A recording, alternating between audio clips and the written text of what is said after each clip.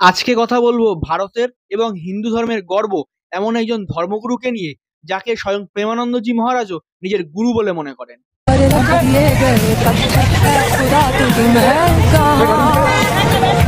ভিডিওতে আপনারা দেখলেন যে সুপ্রিম কোর্টের দ্বারা সাজাপ্রাপ্ত একজন ধর্ষক এবং মলেস্টার এই আসারাম বাপুকে এখনো হিন্দু ধর্মের মাথায় কিভাবে বসিয়ে রাখা হয়েছে।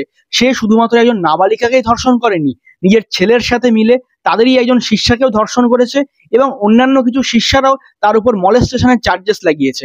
এবং তারপরেও সে যখন সাজাপ্রাপ্ত হওয়ার পর 6 মাসের জামিনে বাইরে আসে, তার শিষ্যরা এবং অন্যান্য হিন্দু ধর্মাবলম্বী মানুষেরা তাকে এখনো ধর্মগুরুর আসনে বসিয়ে রেখেছে, তাকে ফুলমালা চন্দন দিয়ে স্বাগত জানাচ্ছে এবং সরকার আমাদেরই ট্যাক্সের টাকায় তাকে গাড়িতে করে ঘোরাচ্ছে।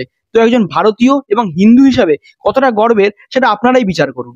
মানুষজন খালি এখানেই থেমে থাকেনি, অন্যান্য হিন্দু ধর্মগুরুরাও আসারাম বাপুর ধর্ষণ এবং জেলে যাওয়াকে খুব সুন্দর জাস্টিফাই করছে এবং প্রেমানন্দজি মহারাজের মতো লোকেরাও এই জিনিসকে জাস্টিফাই করে তাকে রাম এবং কৃষ্ণের সাথে তুলনা করছে এবং শিষ্যদের কাছে এটাই প্রমোট করছে যে এগুলো সবই আসারাম বাপুর লীলা এবং কর্মক্ষেত্র।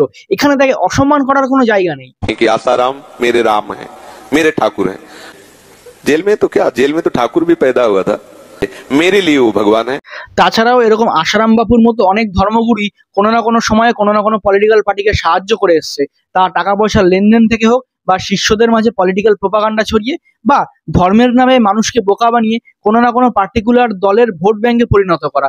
তাই তো যেই দল ধর্মের নামে এই দেশকে চালানোর পরিকল্পনা নেয়, তাদের কাছে এরকম ধর্মগুরুরাই দেশের এবং সেই ধর্মের সম্পদ হয়ে দাঁড়ায়। জানি না এরকম কনভিক্টেড রেপিস্ট এবং মলেস্টারকে বেল দেওয়ার পেছনে আমাদের ভারতীয় আইন ব্যবস্থার কি ভূমিকা আছে, কিন্তু যদি এই সেম ঘটনা কোনো বিজনেসম্যানের পরিবার, কোনো রাজনৈতিক ব্যক্তিত্বের পরিবার বা কোনো ইনফ্লুয়েন্স ব্যক্তির পরিবারের মেয়েদের সাথেও হতো, সেখানেও কি আইন এই সেম ভূমিকা পালন করতো?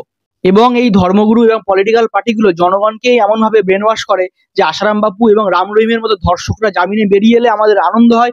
এবং বর্তমানে যেই সকল ধর্মগুরুরা জাতপাতের নামে বিদ্বেষ ছড়ায়, সিউডো সায়েন্স প্রচার করে কিংবা মানবতা বিরোধী কথা বলে, তাদেরকেও আমরা হিন্দু ধর্মের মাথায় বসিয়ে রেখেছি। তো আপনারাই ভাবুন, একজন হিন্দু এবং ভারতীয় হিসাবে আপনার কি করণীয়।